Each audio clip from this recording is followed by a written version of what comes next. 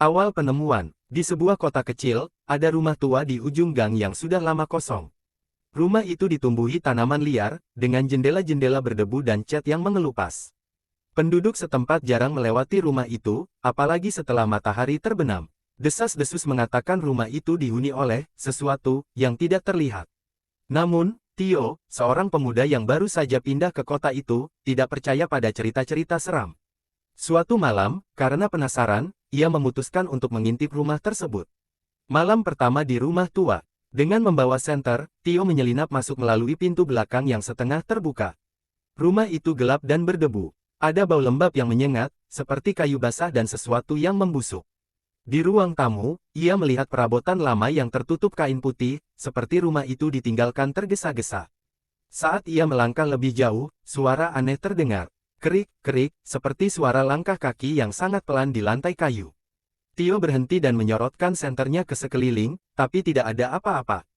Ia hanya mendapati sebuah cermin besar di ujung ruangan yang memantulkan bayangannya sendiri. Namun, ada sesuatu yang aneh. Di dalam cermin itu, ia melihat bayangan lain di belakangnya, meskipun ruangan itu kosong.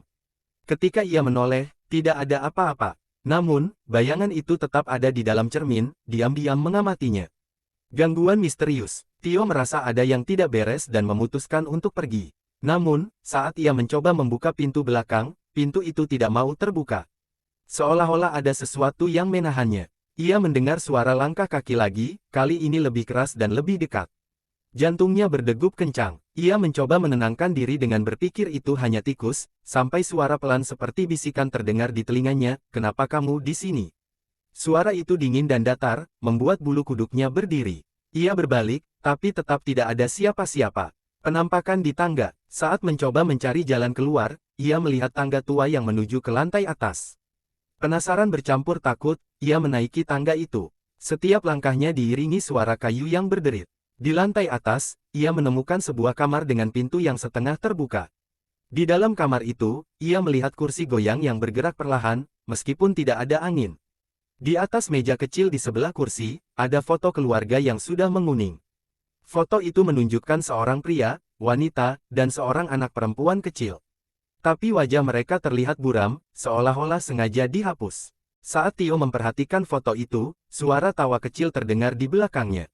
Ia menoleh dan melihat sosok seorang anak perempuan berdiri di sudut ruangan, dengan kepala tertunduk dan rambut menutupi wajahnya. Anak itu mulai berjalan ke arahnya perlahan. Tio segera berlari keluar dari kamar itu, menuruni tangga dengan panik. Namun, tangga itu tiba-tiba runtuh di bawahnya, membuatnya jatuh ke lantai bawah.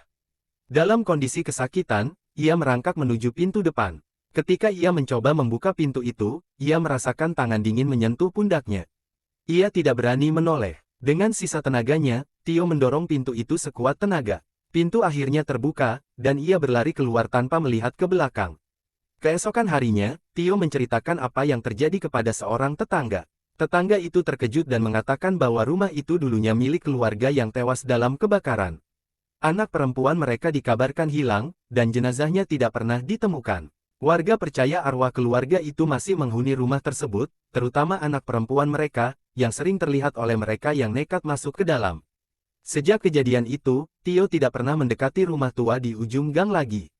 Ia sering bermimpi buruk tentang anak perempuan itu, yang kini terus menghantui pikirannya. Rumah itu tetap kosong, tetapi suara langkah kaki dan tawa kecil masih sering terdengar oleh mereka yang melewati gang tersebut.